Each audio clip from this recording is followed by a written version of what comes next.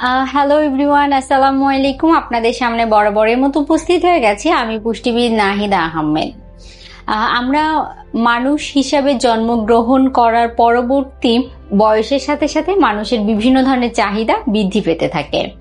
তার মধ্যে অন্যতম একটি সময়ই হচ্ছে দেখা যায় যখন বয়ঃসন্ধিকালের পরবর্তী সময় যে যৌবনে প্রবেশ করে, তখনই যখন ছেলে এবং মেয়েদের রিপ্রোডাক্টিভ এজ বা বংশবৃদ্ধির পর্যায়টি চলে আসে, বিবাহ বা বিয়ের মাধ্যমে দেখা যায় যে একটি বন্ধনে আবদ্ধ হয়ে পরবর্তী জীবনে বাচ্চা জন্মদানের প্রক্রিয়াটি শুরু হয়।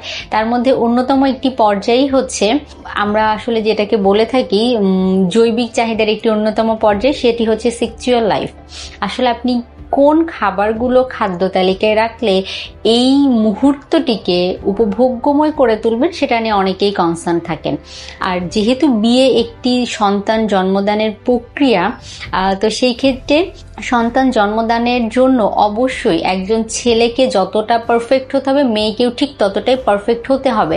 কেননা বর্তমানে ইনফার্টিলিটি জনিত সমস্যা নিয়ে অনেকেই ট্রিটমেন্ট গ্রহণ করতে দেখা যাচ্ছে। তার মধ্যে বিভিন্ন কারণ এই ক্ষেত্রে ভূমিকা পালন করে থাকে, যে বয়স একটি অন্যতম ফ্যাক্ট হয়ে দাঁড়ায়। আবার বিভিন্ন ধরনের আনহেলদি লাইফস্টাইল, অস্বাস্থ্যকর খাবার, অনেকের ক্ষেত্রে বিভিন্ন অসুখ বিসুখ, বিভিন্ন কারণে দেখা যায় যে ইনফার্টিলিটি জনিত সমস্যা বা বন্ধ্যাত্ব জনিত সমস্যা দেখা দিয়ে থাকে। ছেলে এবং মেয়ে উভয়ের ক্ষেত্রেই কিন্তু এই বন্ধ্যাত্ব জনিত সমস্যা দেখা দিতে পারে। ছেলেদের ক্ষেত্রে যে বিষয়টি হয়ে থাকে যে অনেক ছেলেদের ক্ষেত্রে বীর্যের পরিমাণ বা স্পার্ম কাউন্টের পরিমাণ কমে যায়, এই জাতীয় সমস্যার জন্য কিন্তু বাচ্চা কনসিভ হতে চায় না। আবার মেয়েদের ক্ষেত্রে বিভিন্ন হরমোনাল ইমব্যালেন্স বা জরায়ুর বিভিন্ন সমস্যা বা আদার্স বিভিন্ন হরমোনাল ইমব্যালেন্সের জন্য এই জাতীয় কমপ্লিকেসি দেখা দিতে পারে।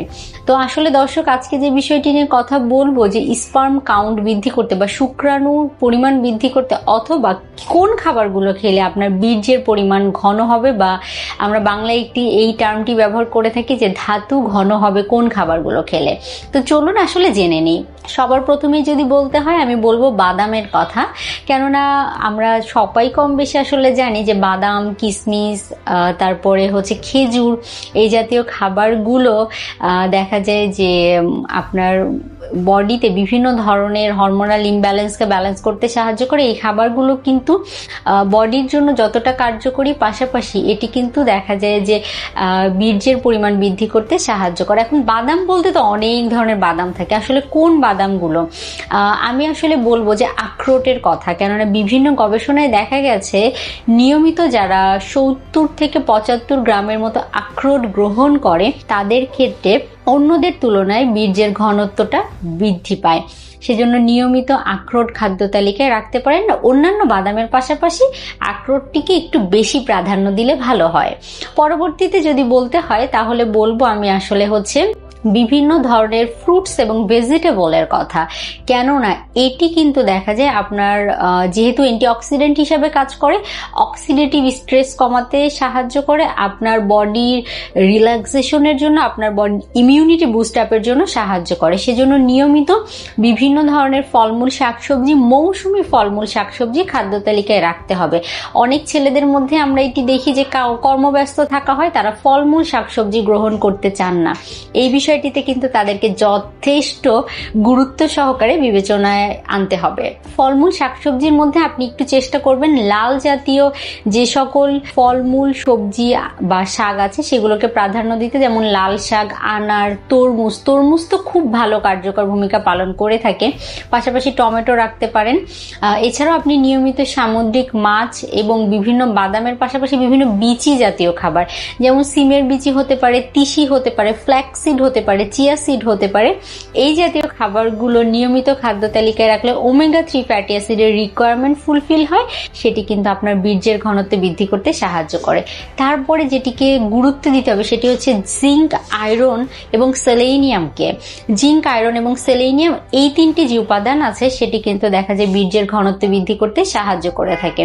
নিয়মিত আপনি যদি প্রোটিন জাতীয় খাবার অর্থাৎ মাছ, মাংস, ডিম, দুধ গ্রহণ করেন, পাশাপাশি বিভিন্ন বাদাম, বিভিন্ন ধরনের বিচি জাতীয় খাবার, তাহলে কিন্তু আপনার বডিতে প্রোটিনের রিকোয়ারমেন্ট ফুলফিল হয়ে যাবে।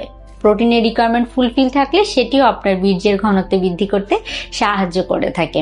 আরেকটি বিষয় মাথায় রাখার চেষ্টা করবেন, অতিরিক্ত বিভিন্ন চিন্তা করলে বা স্ট্রেসের পরিমাণ যদি কারোর বাড়ে সেক্ষেত্রে কিন্তু দেখা যায় বীর্যের ঘনত্বটা অনেকাংশেই কমে যেতে পারে। সেজন্য চিন্তামুক্ত রিল্যাক্স লাইফ লিড করার চেষ্টা করবেন। নিজের বিশেষ মুহূর্তকে উপভোগ্যময় করে তুলতে সন্তান জন্মদানের প্রক্রিয়াটিকে সচল রাখার জন্য অবশ্যই আপনার বীর্যের ঘনত্বটিকে বৃদ্ধি করার চেষ্টা করতে হবে খাবারের মাধ্যমে। পাশাপাশি যদি প্রয়োজন হয় অবশ্যই বিশেষজ্ঞ চিকিৎসকের পরামর্শ নিতে হবে।